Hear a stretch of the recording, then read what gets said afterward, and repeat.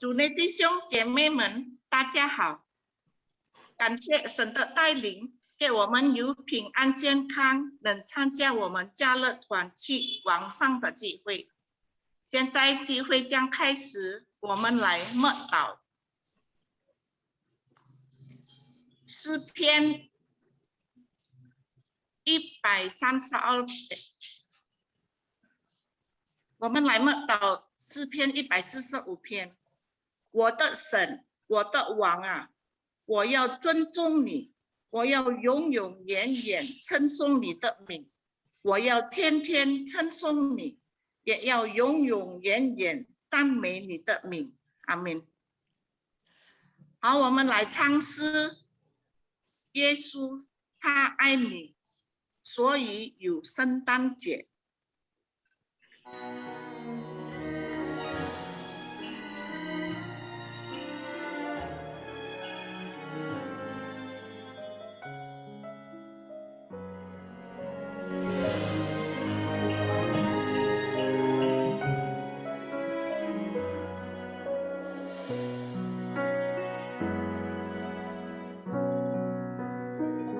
耶稣他爱你，所以他愿意从天上为你降生小小马槽里。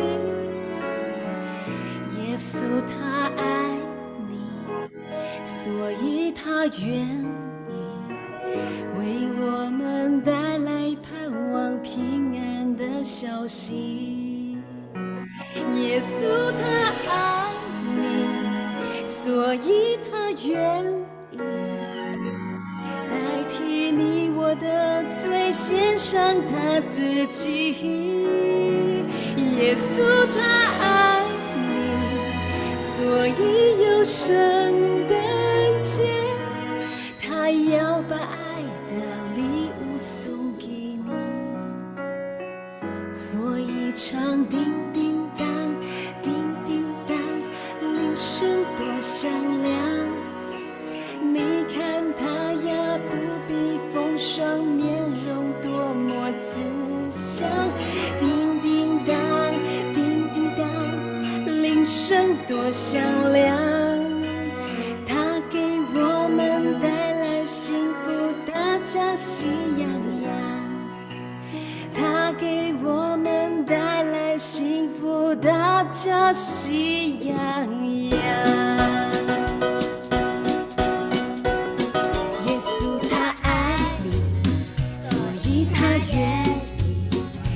天上为你降生小小马槽里，耶稣他爱你，所以他愿意为我们带来盼望平安的消息。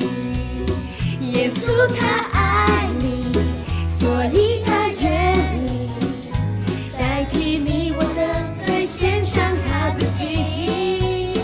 耶稣他爱你，所以圣诞节，他要把爱的礼物送给你，所以唱叮叮当，叮叮当，铃声多响亮。你看他呀，不必风霜，面容多么慈祥。叮叮当，叮叮当，铃声多响亮。他给我们带来幸福，大家喜洋洋，所以唱。多响亮！你看他呀，不必风霜，面容多么慈祥。叮叮当，叮叮当，铃声多响亮。他给我们带来幸福，大家喜洋洋。他给我们带来幸福，大家喜洋洋。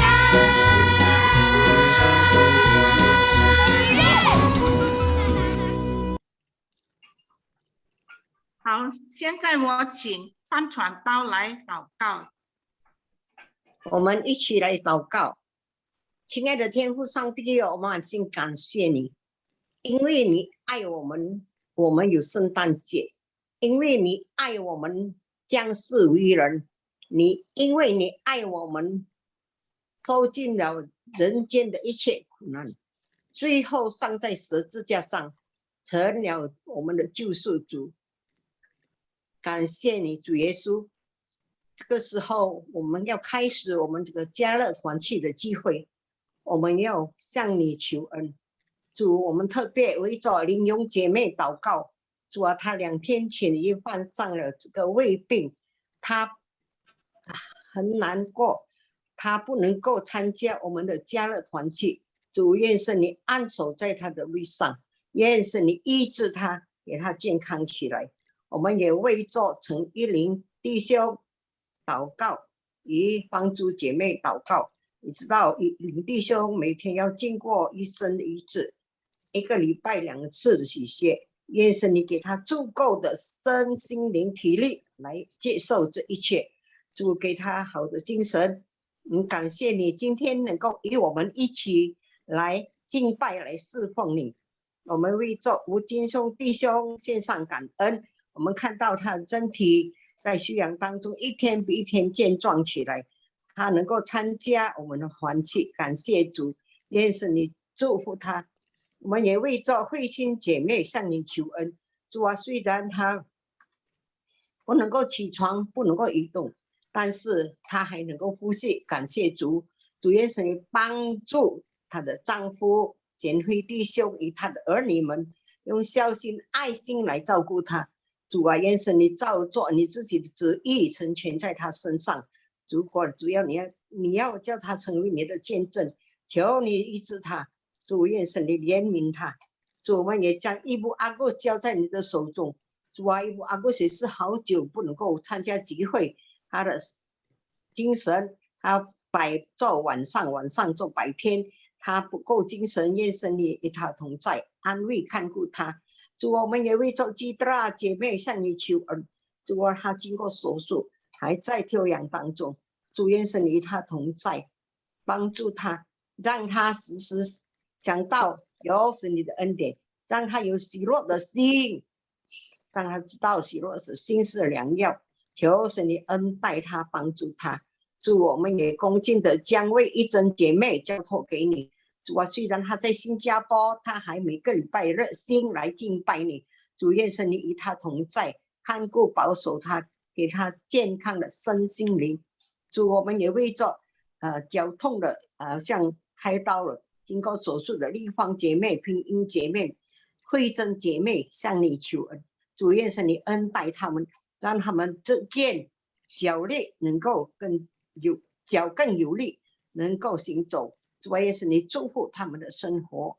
主耶稣基督，我们也要为着我们的姐妹，就是为一枚姐妹玛利亚姐妹。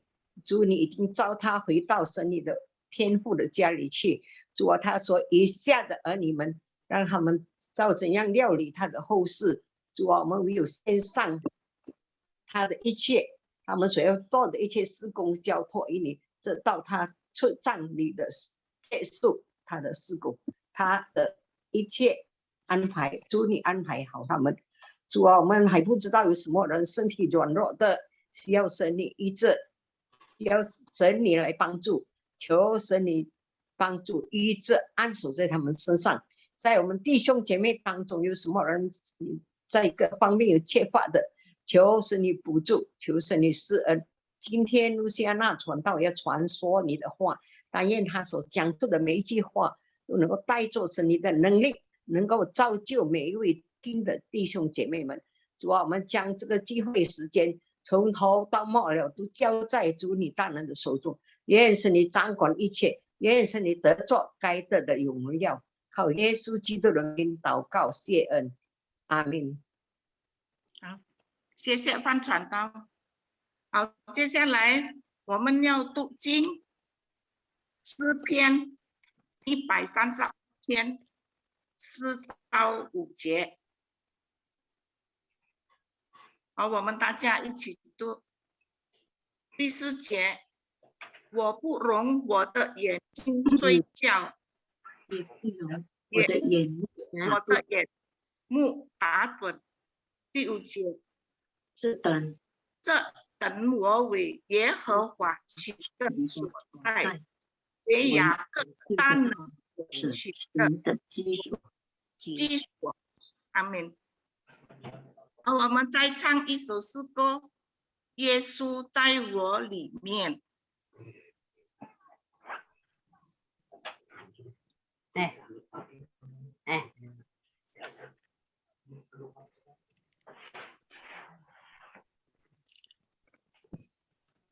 是吗？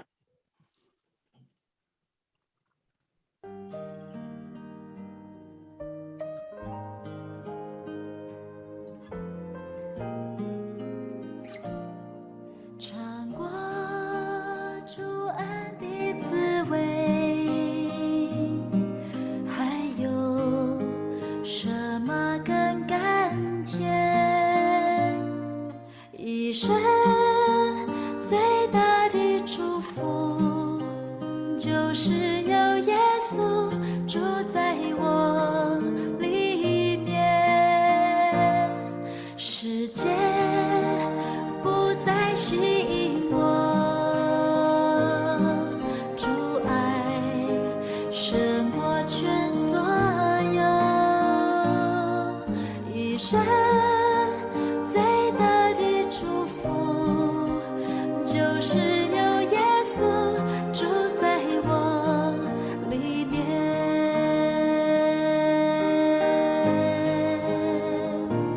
因为耶稣在我里面，我的生命海阔天空，不论环境顺利，我深深相信主的恩典一定够用，因为耶稣在我里面，我能勇敢面对明天，困难都将过去，我靠主站立，定睛天上荣耀冠冕。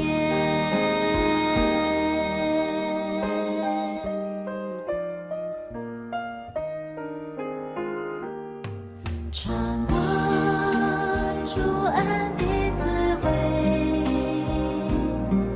还有什么更甘甜？一生最大的祝福，就是有耶稣住在我里面，世界不再吸引我，主爱胜过全所有，一生最大的祝福，就是有耶稣住在我里面，因为耶稣在我里面，我的生命海阔天空，不论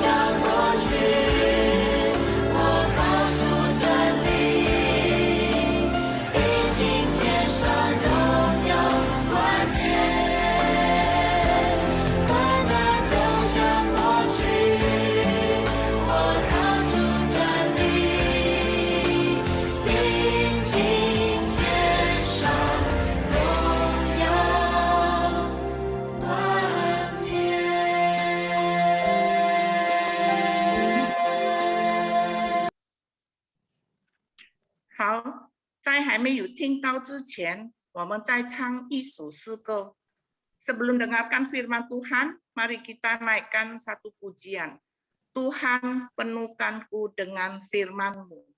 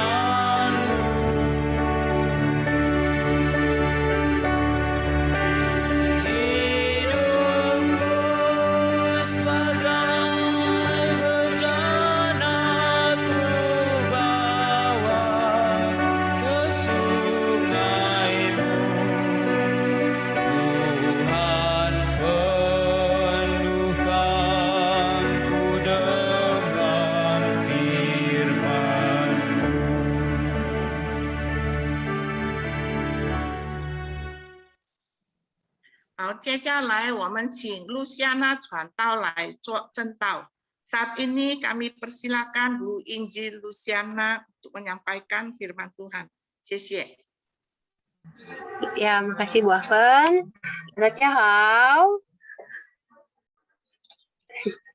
Selamat siang semua. Hari ini saya Bu Lucy, bisa itu kameranya ditulun sedikit. Kameranya ditulun sedikit. ini 我的 kamera ya ayah. 因为只看到你上面而已。知道吗？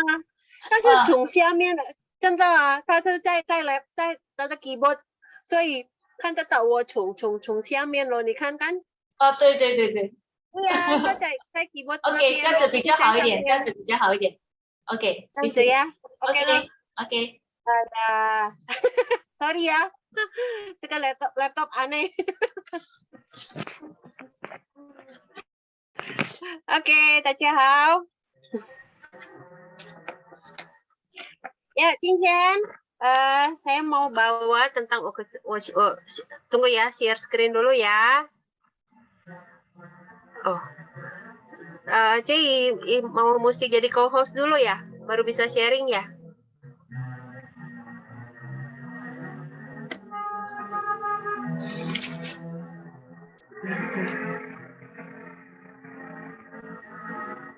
Oke. Kantau ma.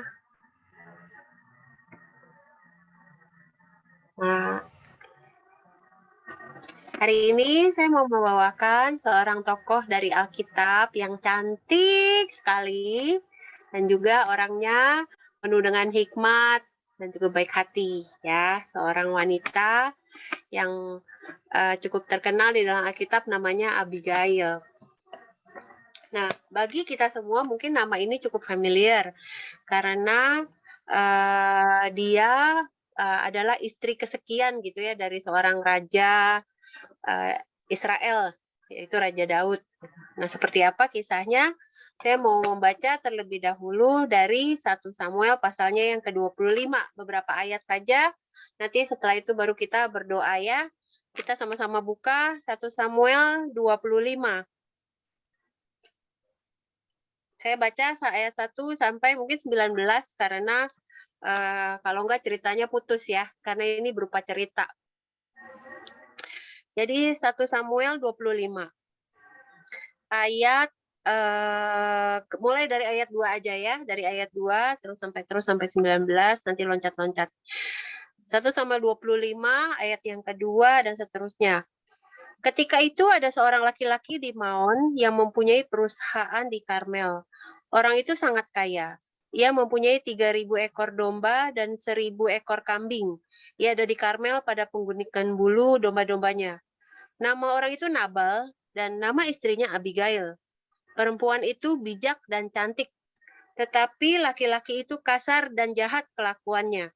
Ia seorang keturunan Kaleb.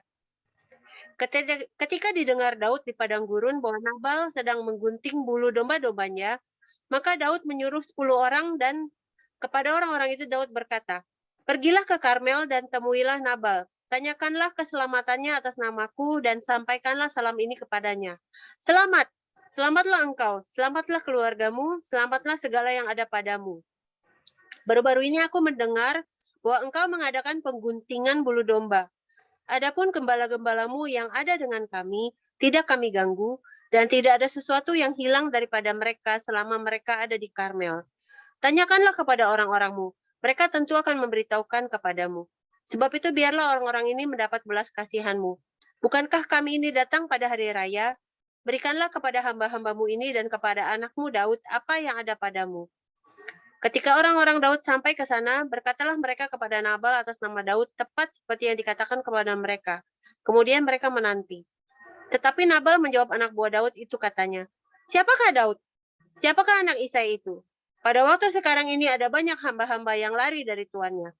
Masakan aku mengambil rotiku, air minumku, dan hewan bantaian yang kubantai bagi orang-orang pengguntingku untuk memberikannya kepada orang-orang yang aku tidak tahu dari mana mereka datang." Lalu orang-orang Daud itu berbalik pulang, dan setelah sampai, mereka memberitahukan kepadanya tepat seperti yang dikatakan kepada mereka.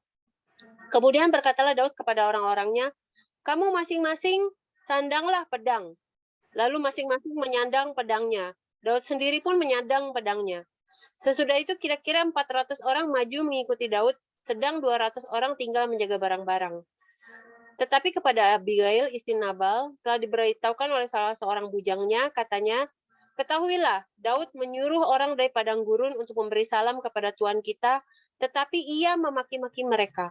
Padahal orang-orang itu sangat baik kepada kami, mereka tidak mengganggu kami, dan kami tidak kehilangan apa-apa selama kami lalu lalang dekat mereka ketika kami ada di ladang.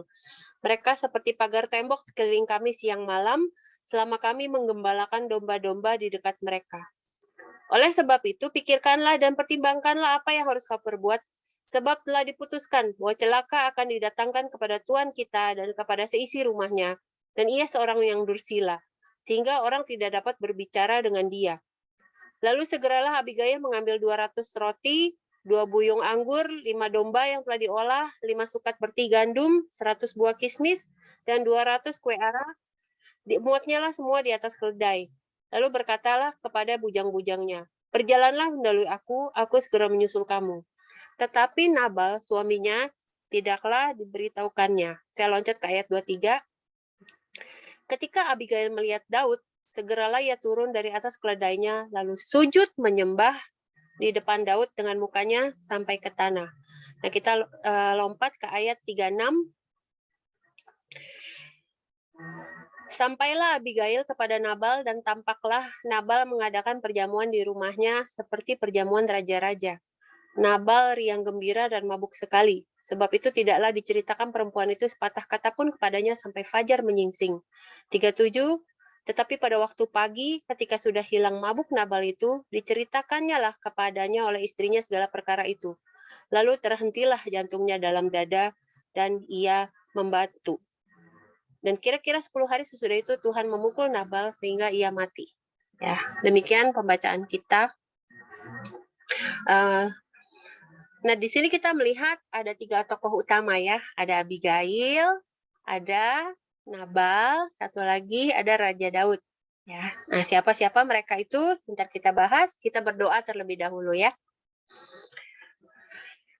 Ya Tuhan, kami bersyukur ya Tuhan, siang sore ini kami boleh kembali ya Tuhan bersekutu di dalam persekutuan Kaleb. Kami sebentar akan belajar mengenai kehidupan seorang perempuan yang bijaksana bernama Abigail. Biarlah Tuhan yang tolong, kami boleh belajar, kami juga boleh ya Tuhan mengerti, dan terlebih lagi kami juga boleh hidup seperti Abigail menjadi seorang yang bijaksana, yang berhikmat. Terima kasih Tuhan, kami serahkan diri kami, biarlah Tuhan yang pimpin, dalam nama Yesus Kristus kami berdoa. Amin. Baik, nah sekarang kita lihat satu persatu ya. Siapakah sih Abigail itu?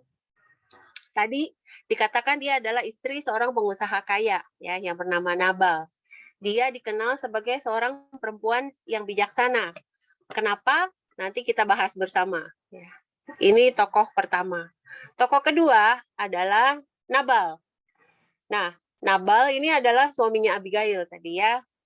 Dia kebalikan dari Abigail adalah seorang yang bertabiat kasar, keras, dan juga berkelakuan buruk. Tentang mukanya cakep apa jelek nggak dikasih tahu ya. Pokoknya cuma temperamennya aja. Ya, jadi saya nggak tahu. Dan kita nggak perlu tahu ya. Yang penting kita tahu istrinya cantik aja.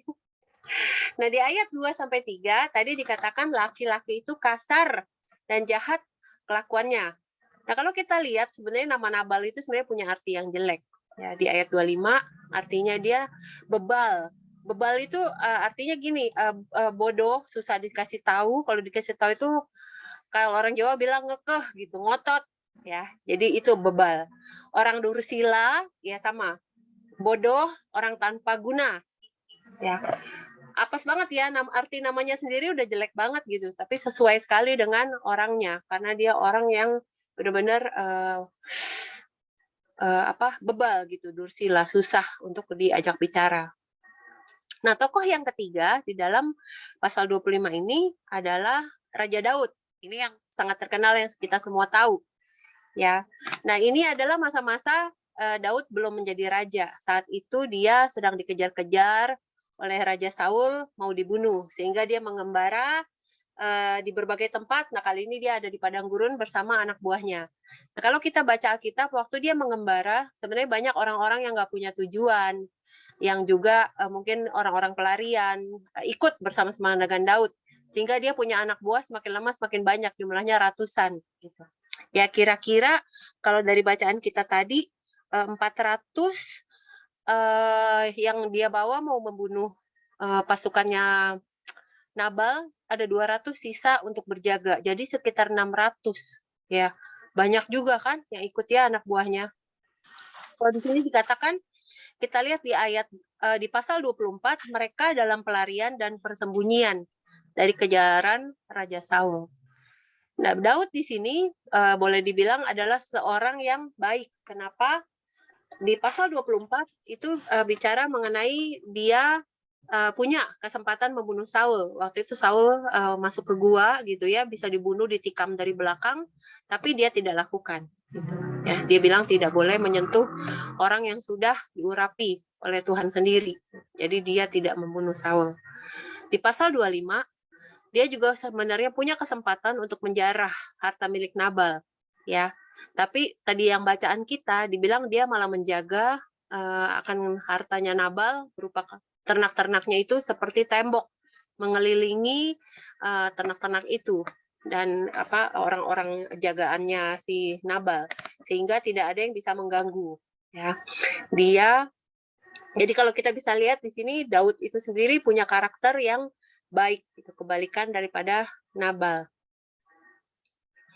Nah, singkat cerita, kalau tadi bacaan kita udah ada cerita sedikit, kita melihat bahwa Abigail itu menjadi terkenal ya karena tindakannya sangat cerdik untuk meminta pengampunan atas kesalahan suaminya kepada Raja Daud. Ya. Saat itu ceritanya Daud mengirim utusan kan untuk minta upah lah dalam tanda kutip setelah menjaga ternak domba di Gunung Paran dari Nabal. Tapi bukannya diberi, malah dihina. Dan akibatnya cukup berat. Kalau kita lihat Daud menjadi marah. Daud berniat untuk membinasakan Nabal dan isi rumahnya dengan membawa 400 orang anak buahnya dengan bersandangkan pedang tadi. Ya, ngeri ya. 400 orang loh, bayangkan yang dibawa. Bawa pedang semua, udah siap-siap untuk menyerang. Nah, Abigail di saat itu menyadari kalau kemarahan Daud akan berdampak buruk bagi suaminya dan juga bisa membinasakan seisi keluarga dia. Sehingga dia berpikir untuk segera bertindak tanpa memberitahukan suaminya. Nah, kenapa dia tidak beritahu? Karena kalau di ayat 17 tadi dikatakan si Nabal itu orang dursila, sehingga tidak ada orang yang dapat berbicara dengan dia. Jadi nggak bisa diajak ngomong ya. Jadi makanya dia tidak beritahu suaminya akan keadaan genting yang seperti ini. Abigail mencari cara untuk mendapatkan pengampunan dari Daud. Nah, dia pikir-pikir. Nah, dia tahu bahwa Daud adalah seorang hamba Tuhan yang baik. Karena itu, oh iya, dia pikir, oh ya, bisa kirim hadiah lah ya, kirim hadiah kepada Daud. Dia juga merendahkan dirinya di hadapan Daud. Tadi dibilang dia tunduk, berlutut ya, bersimpuh di hadapan Daud. Dan cerdiknya, dia juga membawa makanan untuk pasukan Daud. Ya, sehingga akhirnya Raja Daud ini, waktu itu belum raja ya, Daud ini kemudian bersimpati dan mau mengampuni ya akan keluarga daripada Nabal dan Abigail ini. Nah, kalau kita lihat ada beberapa hal yang kita bisa simpulkan dari tindakan bijaksana yang dilakukan Abigail, sehingga dia boleh memperoleh pengampunan atas tindakan suaminya si Nabal. Yang pertama kita lihat di sini adalah bahwa Abigail mengingatkan Daud dia sebagai orang yang saleh dan dia mengakui kuasa Allah yang dia sembah. Karena itu Daud harus memilih untuk bertindak benar. Ya.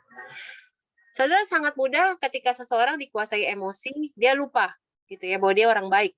Pengennya udah hajar aja, sikat aja gitu ya.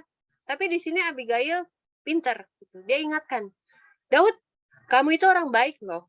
Ya, tadi kita lihat di ayat 24, dia punya kok kesempatan bunuh Raja Saul, tapi dia nggak lakukan. Ya, jadi si Abigail mengingatkan Daud, kamu itu orang baik loh, kamu orang yang taat kepada Tuhan, dan kamu percaya kepada kuasa Allah, kamu menyembah Allah.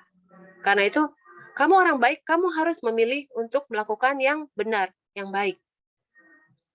Dan ini benar-benar mengingatkan Daud, iya ya, betul ya, bahwa aku itu orang yang taat kepada Tuhan, orang yang baik. Karena itu saya memilih untuk bertindak yang benar.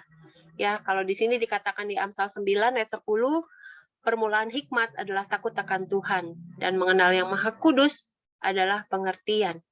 Ya, karena Daud takut akan Tuhan, maka dia berhikmat dan dia ketika ditegur dia mau mendengar ya dan berbalik daripada niat jahatnya. Nah, yang kedua, selain mengingatkan Daud, si Abigail juga memilih menghindari konflik dan mencari jalan keluar yang terbaik. Ya. Bisa aja kan ya, sebenarnya kan kalau dibilang orang kaya berarti terus anak buahnya juga banyak kan, karena ternaknya banyak. Kalau dia mau cari gara-gara, cari ribut sama seperti suaminya, bisa aja kan dia juga bawa pasukan untuk melawan pasukannya Daud, ya enggak?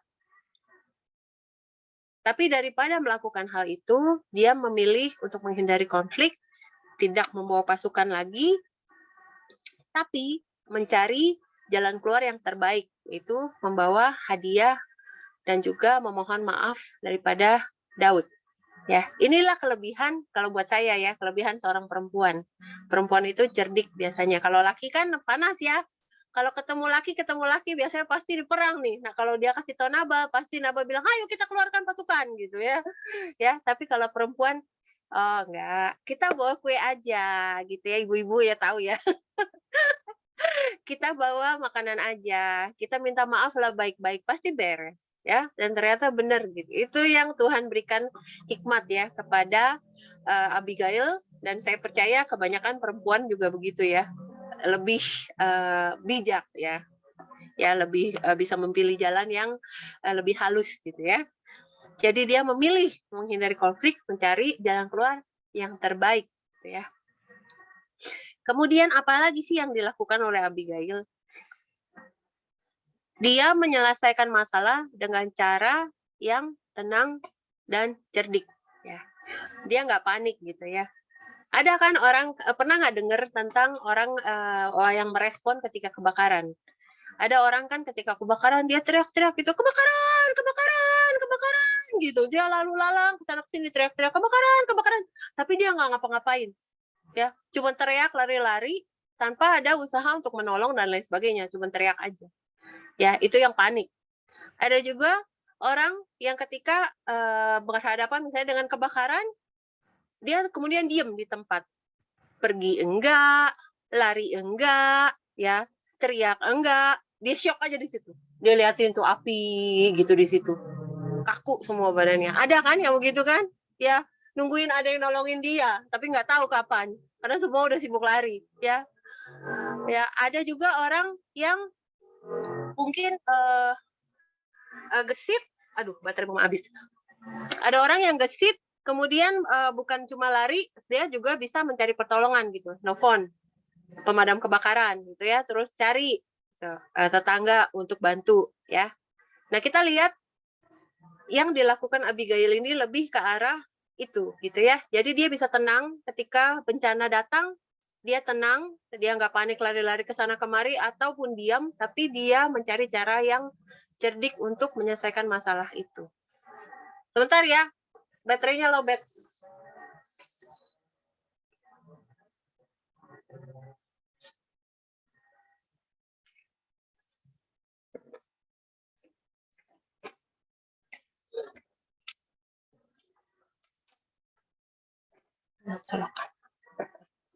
Oke, lanjut.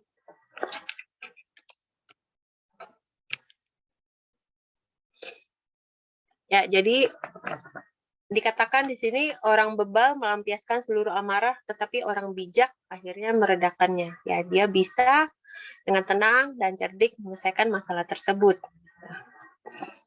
Yang keempat yang dilakukan oleh Abigail, dia mengambil hati Daud dengan memberinya apa yang ia butuhkan. Ya, jadi tadi sempat mirip-mirip sama yang tadi nomor 2, dia bisa mengambil hati Daud dengan memberi apa yang dia butuhkan. Sebenarnya Daud itu kan cuma butuh makan kan ya untuk pasukannya. Karena dia punya 600 mulut yang mesti dikasih makan. Nah, dan mereka sebenarnya udah bekerja dengan baik dengan menjaga ternak Nabal gitu, walaupun mereka memang tidak diminta. Dan itu waktu itu adalah hari raya. Sebenarnya hari raya itu adalah di mana sebenarnya orang kaya itu memang bagi-bagi kepada orang yang nggak punya. Jadi waktu dia minta, sebenarnya Nabal mestinya tanpa perlu diminta pun udah bisa ngasih gitu ya, karena memang itu hari raya. Di mana dia sebenarnya perlu bagi-bagi kepada orang yang membutuhkan. Tapi dia tidak melakukan itu, malah dia pesta sendiri, makan sendiri gitu ya. Apa yang mestinya dia bagi, malah dia telan sendiri gitu. Nah, kalau kita lihat Abigail di sini, dia bisa gitu ya melakukan sesuatu yang tidak terpikirkan, bahwa dia bisa mengambil hati Daud dengan memberi kebutuhan Daud, yaitu makanan untuk anak buahnya. Jadi kita melihat dia benar-benar seorang yang bijaksana gitu ya. Dan yang terakhir, dia menabur kebaikan kepada Daud, sehingga Daud mengingat akan kebaikan daripada Abigail. Dan kalau kita lihat di pasal 25 terakhir ini, dia mengambilnya setelah mengambil sebagai istri, ya, setelah Nabal meninggal. Tadi kan kita baca bahwa hati si Nabal itu membatu kan, jantungnya membatu, kemudian 10 hari kemudian dia meninggal. Nah, setelah meninggal, Daud meminta Abigail untuk menjadi istrinya. Ya, jadi ketika kebaikan ditaburkan, ada hal yang positif gitu ya, yang bisa didapat oleh Abigail. Di sini ya dia diingat gitu ya kebaikannya oleh Daud. Nah, kalau kita lihat apa sih sebenarnya yang bisa kita pelajari ya dari sini? Yang pertama yang bisa kita pelajari adalah kebodohan atau kebebalan membawa bencana bagi hidup seseorang. Ya, kalau kita lihat di sini sebenarnya seperti si Nabal itu sendiri. Ya, dia bodoh, dia bebal, dia dibilang dia nggak tahu Daud pun sebenarnya dia tahu, karena dari omongan dia nyindir gitu ya, orang pelarian yang tidak punya tuan. Ya, dia tahu kok siapa Daud itu. Karena itu kan sindiran kan, dia tahu Daud lari daripada Saul, kemudian Daud juga dibilang tidak punya tuan karena memang dia lari dari tuannya. Dan kita lihat dia memilih untuk tidak peduli ketika dimintai bantuan ataupun membalas gitu ya, bukan dimintai bantuan, malah membalas bantuan seseorang. Dan bencana ini kita lihat bahwa yang sangat ekstrim gitu ya, bahwa dia sampai mati. Jadi hati-hati, janganlah kita bodoh atau bebal ketika kita sudah dinasehati, terus kita nggak mau tahu, gitu ya. Akhirnya itu bisa membawa bencana kepada diri kita sendiri. Yang kedua adalah pentingnya pemikiran yang tenang dan cerdik, serta usaha untuk menghindari konflik sebelum terjadi. Ya, tadi kalau kita lihat belajar dari Abigail, dia tenang, dia cerdik, dia memikirkan, oh aku harus melakukan apa ya? Ya, dia nggak terburu-buru, dia juga nggak terbingung-bingung, dia juga nggak terdiam meratapi nasib, kok aku begini gitu ya, enggak. Tapi dia dengan tenang, dia dengan cerdik mencari jalan keluar, dan akhirnya konflik yang di depan mata itu yang bisa memusnahkan seluruh anggota keluarganya itu tidak terjadi. Ya, malahan dia bisa menolong seluruh anggota keluarganya, mereka tidak dimusnahkan, dan di akhir sekali malah dia menjadi istri daripada Daud sendiri. Nah, yang terakhir adalah pentingnya kebijaksanaan seorang perempuan sebagai penolong bagi laki-laki. Mungkin ini agak di luar konteks ya, tetapi kalau kita lihat, mungkin di antara kita Tuhan tidak menganugerahkan kepada kita seorang pasangan hidup yang seimbang. Mungkin pasangan hidup sama seperti Abigail yang mendapat Nabal, orangnya bodoh, orangnya bebal, gitu ya. Tetapi sebagai seorang perempuan, dia bisa bijaksana untuk menjadi penolong. Ya. Bagaimana Tuhan menciptakan seorang perempuan itu memang sebagai penolong. Saya pernah dengar di YouTube khotbah seorang pendeta karismatik. Hey, kata dia gitu ya. Saya ketawa-ketawa sih. Ini mungkin buat saya lucu ya, saya cerita biar tahu lucu apa enggak. Jadi dia katakan gini, hey laki-laki, katanya, tahukah kalian gitu ya bahwa Tuhan menciptakan perempuan itu sebagai penolong untuk laki-laki. Jadi siapa yang perlu ditolong? Laki-laki yang perlu ditolong oleh perempuan kan? Jadi siapa yang bodoh? Laki-laki itu bodoh, kata dia. Yang khotbah laki-laki ini ya, bukan perempuan ya. Laki-laki itu bodoh, makanya dia perlu ditolong oleh wanita. Gitu. Benar ya? Orang yang ditolong itulah yang bodoh, sehingga dia perlu ditolong oleh perempuan. Nah, sebagai seorang penolong, seorang wanita, sebagai perempuan, saya juga perempuan ya kebetulan ya, kita harus sadar bahwa fungsi kita memang untuk menolong pasangan kita. Ya, seorang perempuan haruslah belajar untuk menjadi bijaksana, ya, sehingga bisa menjadi penolong yang baik. Bukan hanya mungkin bagi laki-laki, tapi bagi seisi keluarganya. Ya, inilah maka disebut penting. Ya, sebagai perempuan itu punya kebijaksanaan yang lebih, karena Tuhan menciptakan kita sebagai penolong, ya, bukan yang ditolong. Ya, kalau dalam konsep orang sekarang kan perempuan itu kan dianggapnya lemah gitu ya, apalagi yang anak-anak zaman now ya kayak Cinderella gitu kan, perlu ada seorang prince, pangeran yang menolong gitu kan, yang membebaskan dia gitu dari susah. Enggak. Dalam konsep Alkitab, perempuanlah yang menjadi penolong akan laki-laki. Perempuanlah yang menjadi penyeimbang. Ya, karena laki-laki kalau kita lihat memang cenderung mudah emosi gitu ya. Terus mungkin juga tidak berpikir panjang, tetapi perempuan yang menolong. Ya, sehingga bisa seimbang. Ya. Yang laki-laki jangan kecil hati ya. Karena bukan berarti kalian benar-benar bodoh gitu, tapi memang Tuhan ciptakan sehingga kalian bisa ditolong oleh pasangan kalian, ya. Jadi kalau kita melihat ini ya, yang kita bisa pelajari, hati-hati ya. Tadi satu, jangan bebal. Ya, ketika ada seseorang yang menegur kita, memberitahu kita, biarlah kita boleh sadar ya, sehingga tidak membawa bencana bagi hidup kita. Kedua, kita harus berpikir secara tenang, juga cerdik, dan menghindari konflik sebelum itu terjadi. Dan terakhir adalah pentingnya kebijaksanaan. Ya, baik perempuan maupun laki-laki, kita bisa menjadi penolong untuk orang lain. Nah, demikian firman Tuhan, biarlah ini menjadi kekuatan untuk kita untuk boleh terus ya, sama seperti Abigail, sama seperti Daud, kita boleh bijaksana ya, dan jangan seperti Nabal ya, yang hanya emosi kemudian membawa bencana untuk dirinya sendiri. Amin. Amin ya. Mari kita berdoa.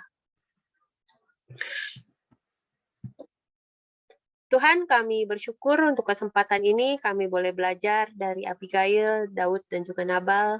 Tuhan, jangan keraskan hati kami sehingga kami menjadi bebal seperti Nabal. Tapi biarlah kami boleh belajar terbuka untuk mendengarkan masukan orang, belajar terbuka untuk melihat situasi sehingga menghindari konflik sebelum itu terjadi, dan terlebih lagi kami boleh belajar untuk menjadi penolong bagi orang lain. Ya Tuhan, sehingga sungguh ya Tuhan hidup kami semakin memuliakan Tuhan, semakin berkenan di hadapan Tuhan. Terima kasih Tuhan untuk kesempatan ini, biarlah Tuhan yang boleh terus pelihara, jaga hidup kami, beri kami kekuatan, beri kami kesehatan, beri kami juga hati yang terus ya Tuhan rindu untuk menyerahkan hati Tuhan. Terima kasih Tuhan, dalam nama Yesus Kristus kami berdoa. Amin. Silakan kembali. Terima kasih Luciana Chantau yang sudah menyampaikan firman Tuhan. Tuhan memberkati pelayanan Chantau. 好，弟兄姐妹们，大家平安，大家好。这个时候我要做绿场的会务报告。下周四就是12月16日，讲员潘正策牧师，竹林陈学梅姐妹。Pelayanan untuk Kamis yang akan datang yaitu tanggal 16 yang akan menyampaikan firman Tuhan adalah Pendeta Pan. Yang liturgis Ibu Chen Xuemei. Bapak Ibu sekalian, Kamis depan tanggal 16 masih suasana Natal. Marilah kita sama-sama memakai baju merah atau hijau. 弟兄姐妹们，12月16日，我们还是在圣诞节的气氛，大家好不好？穿上红色的上衣和是绿色的，我们一同在网上聚会。谢谢大家。好，这个时候我们要介绍新来的朋友。 就是爱莲姐妹、瑞珍姐妹、玄芳姐妹，谢谢你们已经参加了家乐团契聚会，但愿你们继续参加每逢星期四的家乐团契聚会。Terima kasih atas tiga saudari yang mengikuti persekutuan Kaleb, biarlah kalian bisa terus ikut di dalam persekutuan Kaleb selanjutnya. Tuhan Yesus memberkati. 这个时候我要请陈品英姐妹，她要先唱一首诗歌，我把这个时间交给陈品英姐妹。Ibu陈品英 akan 谢谢姐妹们，大家平安。我要唱一首歌，这首歌我刚刚写的。 感谢你爱永相随，不用了。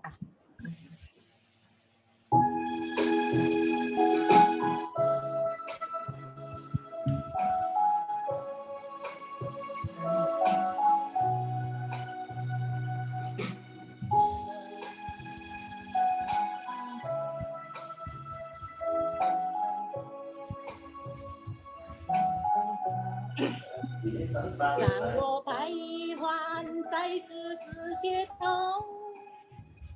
让我彷徨在人人路口，四处张望也没有方向，记得明天也没有门望。当我听见有声音对我说。 孩子陪伴有我一同行，我是你的心的良伴，我是你生命的保障。你伸出冰冷的手，我摸住我的伤痛。 你回应，让我心意。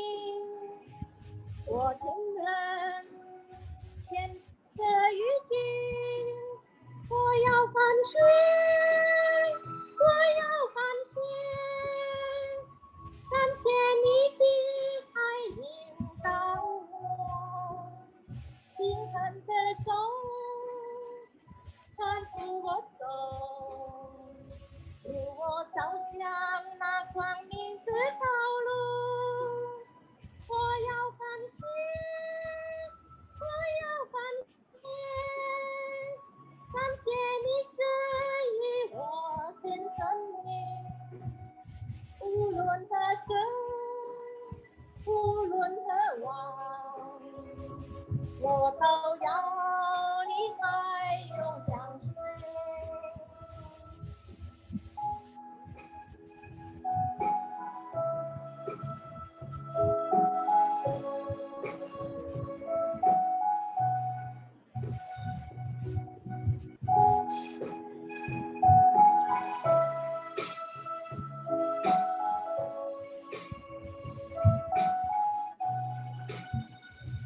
当我听见有声音对我说，孩子陪他永与我同行，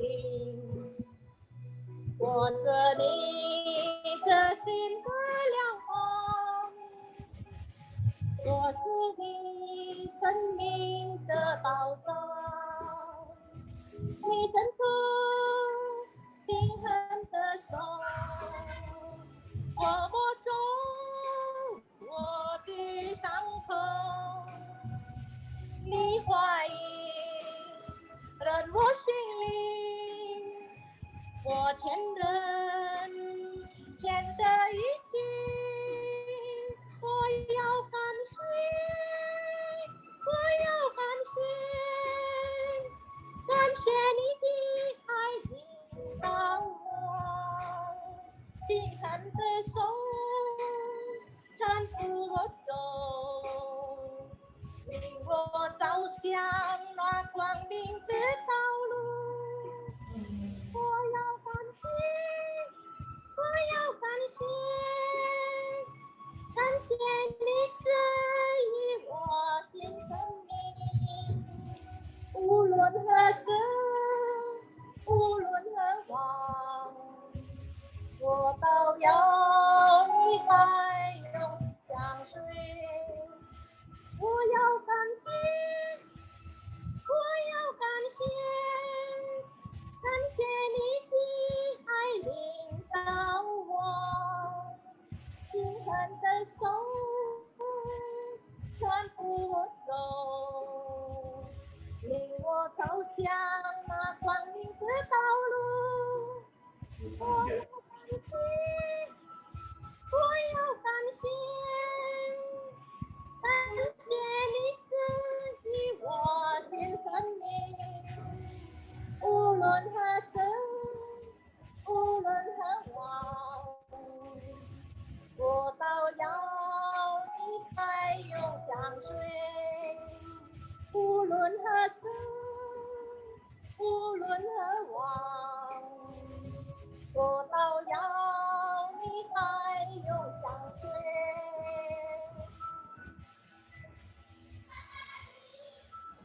谢谢。谢谢陈平英姐妹，愿一切歌颂赞美都归于我们在天上的父。Biarlah segala puji, hormat hanya untuk kemuliaan nama Allah。